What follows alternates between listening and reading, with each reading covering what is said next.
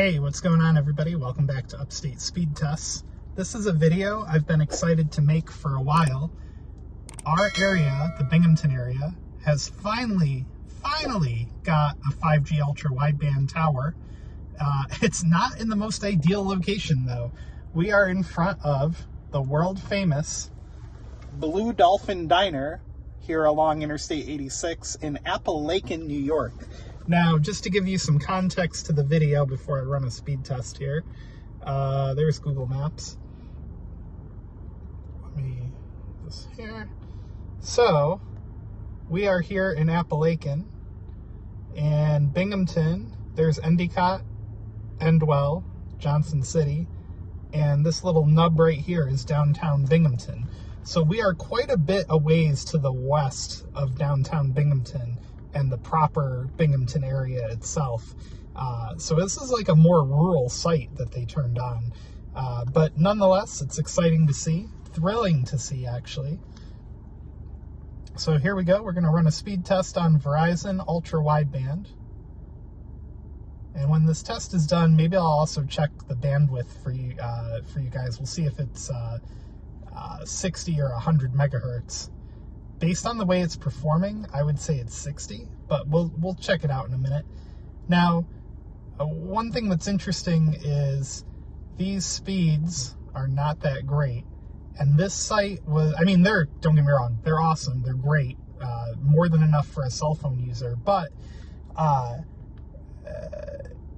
would suspect that this site was just turned on probably less than a week ago, because I was here, like, I went through this area maybe a month ago, and there was nothing 5G-wise for Verizon, and now there is. So let's see, and those results are pretty consistent.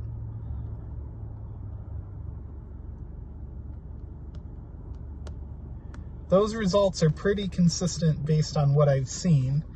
So it looks like the anchor band is band 6610 megahertz. Let's go to connection status. Band 5. Huh. It's saying that I'm on band 5, but I don't know if I believe that.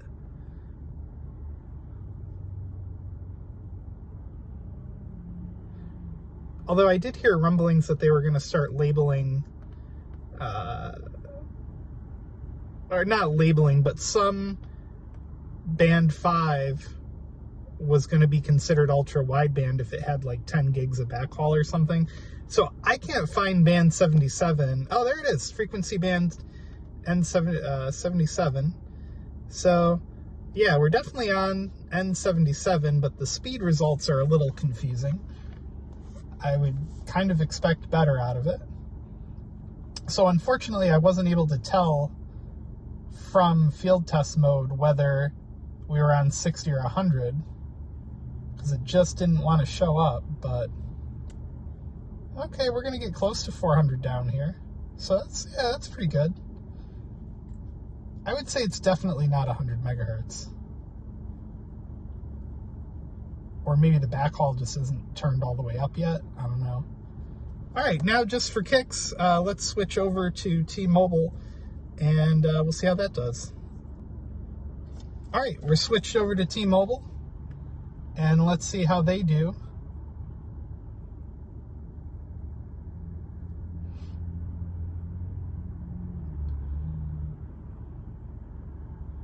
So first test here, looks like it's actually going to be worse than Verizon, unless the modem is being a little finicky because I just switched it, but we'll see in a minute.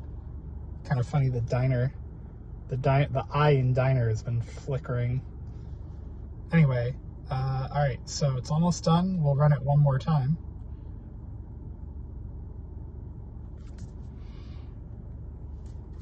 Let's run it again. 36 millisecond ping looks really good. And yeah, wow, Verizon's going to beat him here. Interesting.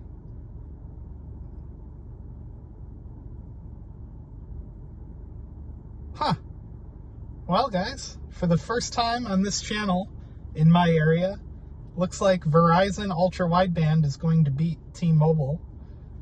Probably just what direction the sector's pointing, but you know, who knows. All right, and let's get a look at the cell site from the air now. I'll throw the drone up and we'll take a look.